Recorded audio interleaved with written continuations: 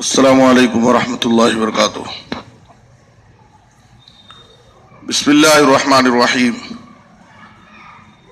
عن ابی ہریرہ رضی اللہ تعالی عنہ قال قال رسول اللہ صلی اللہ علیہ وسلم الملائکۃ تصلی علی احدکم ما دام فی مصلاہ الذی صلی فیہ ما لم یحدث تقول اللہم اغفر لہ اللہم ارحمہ، رواہ البخاری۔ محترم حضرات، فرشتوں کا استغفار، اس عنوان سے متعلق آج کچھ باتیں پیش کی جائیں گی۔ قرآن مجید میں اللہ تعالیٰ نے فرشتوں کی جو صفات بیان کی ہے کہ فرشتے اللہ کی یہ وہ مخلوق ہے جو دن رات اللہ رب العالمین کی تسبیح اور حمد و ثنا بیان کرنے میں لگی رہتی ہے۔ اللہ رب العالمین کے کسی حکم کی وہ نافرمانی نہیں کرتے ہیں، اللہ رب العالمین کے ہر حکم کو بجا لاتے ہیں۔ اللہ تعالیٰ نے سورہ تحریم آیت نمبر 6 میں کہا علیہا ملائکۃ غلاظ شداد لا یعصون اللہ ما امرہم ویفعلون ما یؤمرون، اور سورۃ الانبیاء کی آیت نمبر 20 میں اللہ نے کہا یسبحون اللیل والنہار لا یفترون، یہ دن رات اللہ کی تسبیح بیان کرتے ہیں فرشتے اور تھکتے نہیں ہیں، اکتاتے نہیں، سست نہیں پڑتے ہیں۔ تو فرشتوں کی یہ صفت ہے، اور کتاب و سنت میں فرشتوں کے جو اعمال، جو صفات بیان کیے گئے ہیں، ہمیں ان باتوں پر ایمان لانا ضروری ہے، اس لیے کہ ایمان کے جو 6 ارکان ہیں ان میں سے ایک ایمان بالملائکہ ہے، فرشتوں پر بھی ایمان لانا ہے۔ فرشتوں کی ایک صفت یہ بھی ہے کہ یہ فرشتے استغفار کرتے ہیں، لیکن کس کے لیے استغفار کرتے ہیں؟ سورہ شعراء کی آیت نمبر 5 میں اللہ نے کہا والملائکۃ یسبحون بحمد ربہم ویستغفرون لمن فی الارض، یہ زمین والوں کے حق میں استغفار کرتے ہیں، ان کا استغفار زمین والوں کے لیے ہوتا ہے، اور زمین والوں میں بھی ایمان والوں کے حق میں استغفار کرتے ہیں، جس کی وضاحت اللہ تعالیٰ نے سورہ غافر کی آیت نمبر 7 میں کی ہے ویستغفرون للذین آمنوا، وہاں پر اللہ تعالیٰ نے مومنوں کی وضاحت کی ہے کہ یہ فرشتوں کا استغفار، فرشتے جو استغفار کرتے ہیں زمین والوں کے لیے، زمین والوں میں کس کے لیے؟ تو ایمان والوں کے حق میں استغفار کرتے ہیں۔ پھر ایمان والوں میں فرشتوں کا استغفار کن کے لیے ہے؟ اس میں بھی ایمان والوں میں بھی کچھ مخصوص بندے ہیں جو کچھ مخصوص اعمال کی پابندی کرتے ہیں، جن کے حق میں فرشتے مغفرت کی دعائیں کرتے ہیں، فرشتے استغفار کرتے ہیں، جن کا تذکرہ نبی صلی اللہ علیہ وسلم نے احادیث میں بیان کیا ہے۔ ان میں سے 1-2 حدیث آپ کے سامنے پیش کی جائیں گی، 1-2 اعمال۔ سب سے پہلا عمل جن اعمال کی پابندی کرنے پر فرشتے ان کے حق میں استغفار کرتے ہیں، فرشتے ان کے حق میں مغفرت کی دعائیں کرتے ہیں، وہ ہے آدمی جماعت کے لیے، جماعت کی نماز میں شامل ہونے کے لیے مسجد جلدی آئے اور 2 رکعت نماز پڑھ کر کے جماعت کے انتظار میں اسی جگہ بیٹھا رہے۔ تو جب تک وہ جماعت کے انتظار میں اسی جگہ بیٹھا رہے گا، فرشتے اس کے حق میں دعا کرتے رہیں گے۔ صحیح بخاری کی جو حدیث میں نے آپ کے سامنے پیش کی، اس حدیث کے اندر آپ صلی اللہ علیہ وسلم نے یہی تعلیم دی ہے الملائکۃ تصلی علی احدکم ما دام فی مصلاہ الذی صلی فیہ، جس جگہ اس نے 2 رکعت نماز پڑھی ہے اسی جگہ اگر وہ بیٹھا رہے تو فرشتے اس کے حق میں دعائیں کریں گے ما لم یحدث، جب تک اس کا وضو نہ ٹوٹ جائے، اس سے حدث نہ ہو جائے۔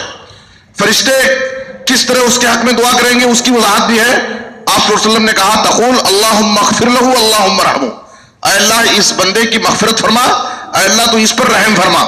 تو رحمت اور مغفرت کی فرشتے اس مصلی کے حق میں دعائیں کرتے ہیں، جو مصلی جماعت میں شامل ہونے کے لیے جلدی آتا ہے اور 2 رکعت نماز پڑھ کر کے جماعت کے انتظار میں اسی جگہ بیٹھا رہتا ہے۔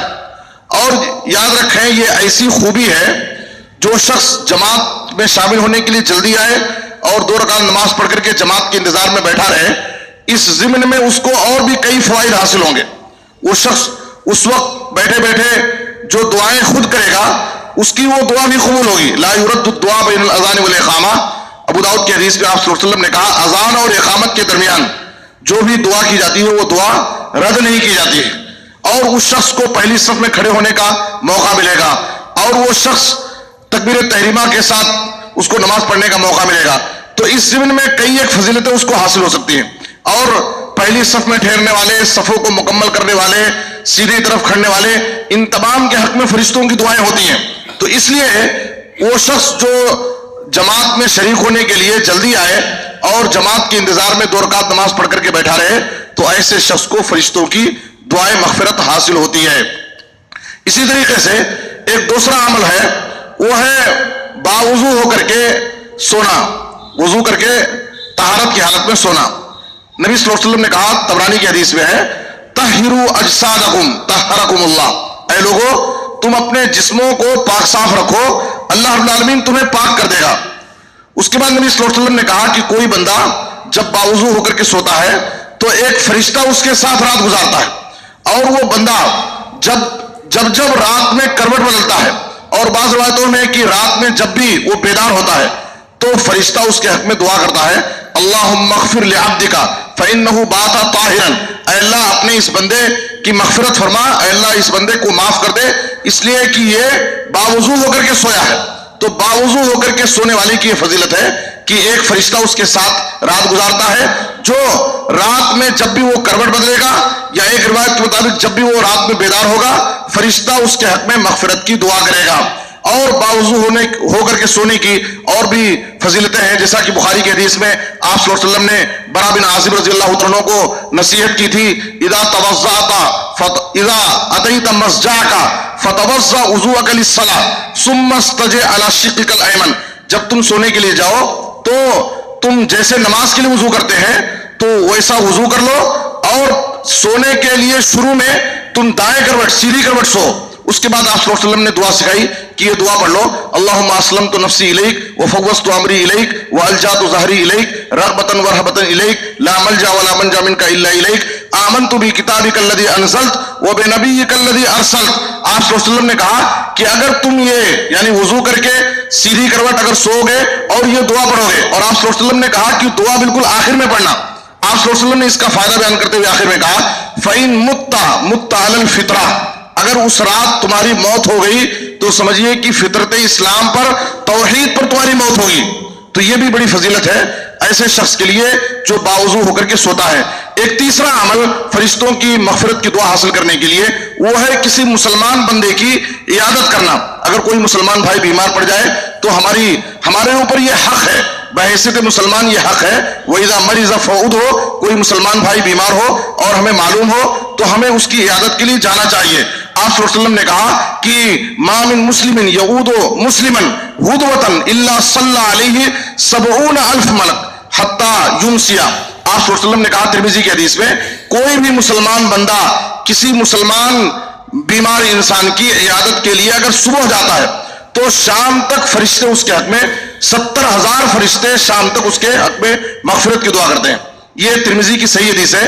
آپ غور کیجئے کہ کتنا عظیم عمل ہے کسی بیمار مسلمان بھائی کی عیادت کرنا.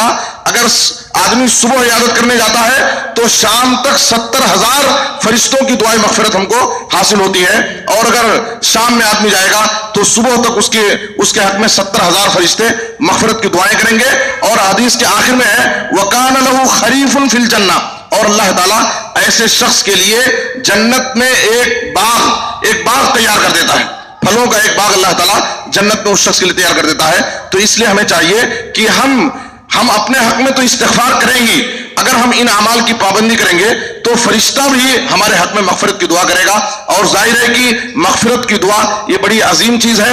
ہر بندے کی یہ خواہش ہوتی ہے کہ وہ رب العالمین سے قیامت کے دن اس حال میں ملاقات کرے کہ اللہ رب العالمین اس کے گناہوں کو معاف کر دے. تو اس لیے ہمیں چاہیے کہ فرشتوں کی دعائیں مغفرت حاصل کرنے کے لیے ہمیں ان اعمال کی پابندی کرنی چاہیے. اللہ ہم سب کو نیک توفیق دے. آمین. وصلی اللہ علی نبینا محمد وآلہ وصحبہ اجمعین.